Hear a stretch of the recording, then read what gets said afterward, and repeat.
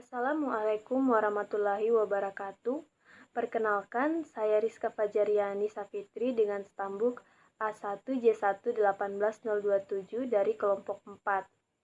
Video ini dibuat untuk memenuhi tugas praktikum mata kuliah Anatomi dan Fisiologi Manusia yang diampu oleh Bapak Dosen Mustamin Balumbi SPD MSI dan dibimbing oleh Asisten Praktikum Firan Sahid dengan judul Praktikum Sistem Saraf Volunteer.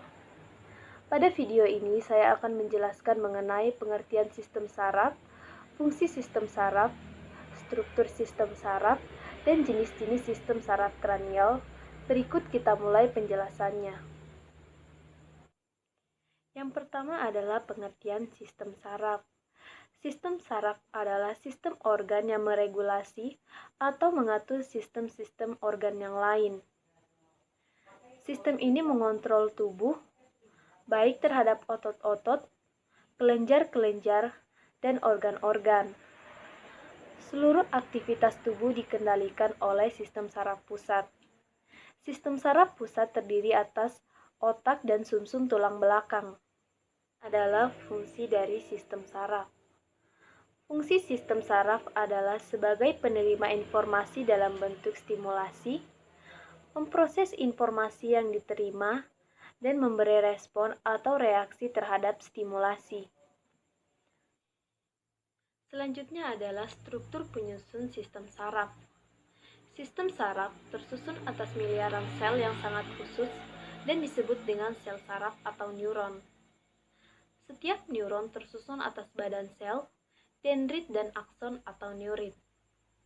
Badan sel merupakan bagian sel saraf yang mengandung nukleus dan tersusun pada sitoplasma. Dendrit memiliki struktur yang bercabang-cabang dan dengan berbagai bentuk dan ukuran. Sedangkan akson merupakan penjuluran panjang dari dendrit dan kebanyakan tidak memiliki cabang atau tidak bercabang-cabang. Selanjutnya adalah sistem saraf kranial atau nervus cranialis. Merupakan saraf-saraf yang keluar langsung dari otak dan batang otak.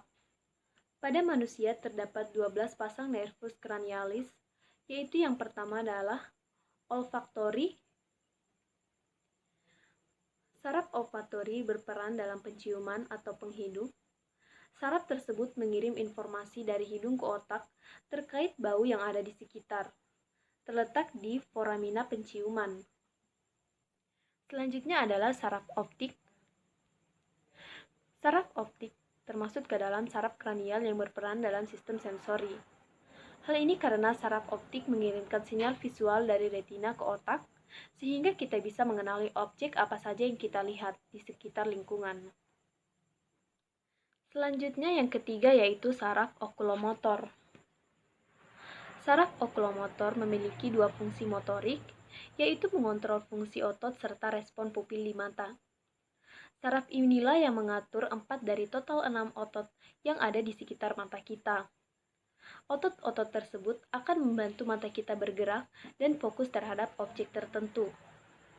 Saraf okulomotor juga membantu mengontrol ukuran pupil sebagai respon atas cahaya yang diterima oleh mata. Selanjutnya yang keempat yaitu saraf koklear. Saraf koklear mengontrol otot oblik superior yang berperan dalam pergerakan bola mata. Yang kelima yaitu saraf trigeminal.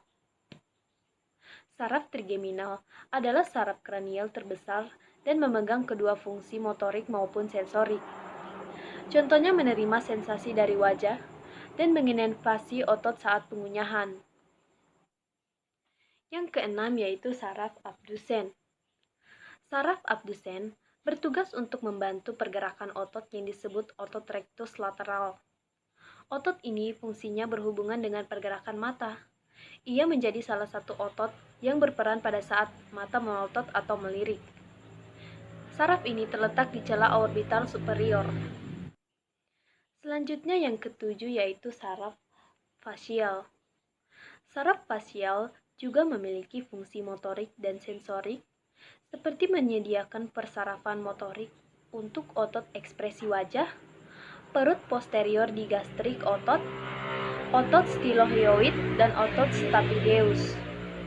Saraf ini juga menerima rasa khusus dari anterior lidah dan menyediakan sekretomotonervasi ke kelenjar ludah atau kelenjar parotis dan kelenjar air mata.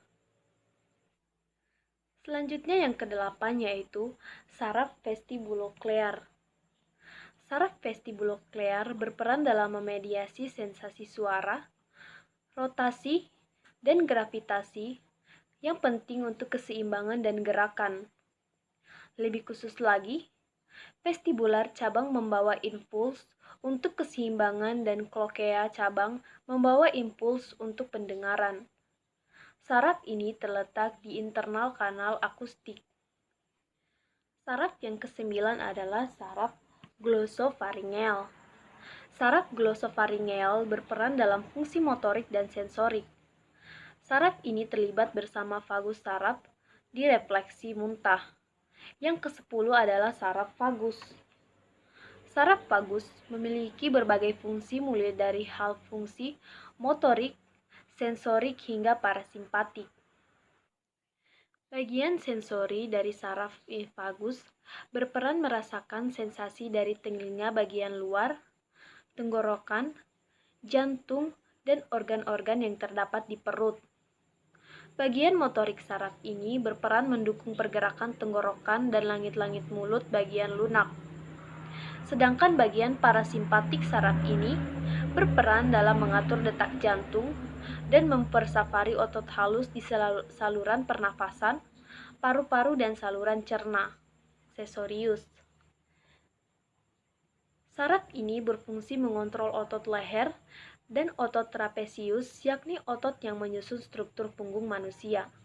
Sedangkan saraf yang ke-12 adalah saraf hipoglosus. Saraf ini berperan dalam persarafan. Itulah tadi penjelasan yang bisa saya berikan tentang bagaimana sistem saraf volunter. Lebih dan kurangnya mohon dimaafkan. Wabillahi taufiq wal hidayah. Wassalamualaikum warahmatullahi wabarakatuh.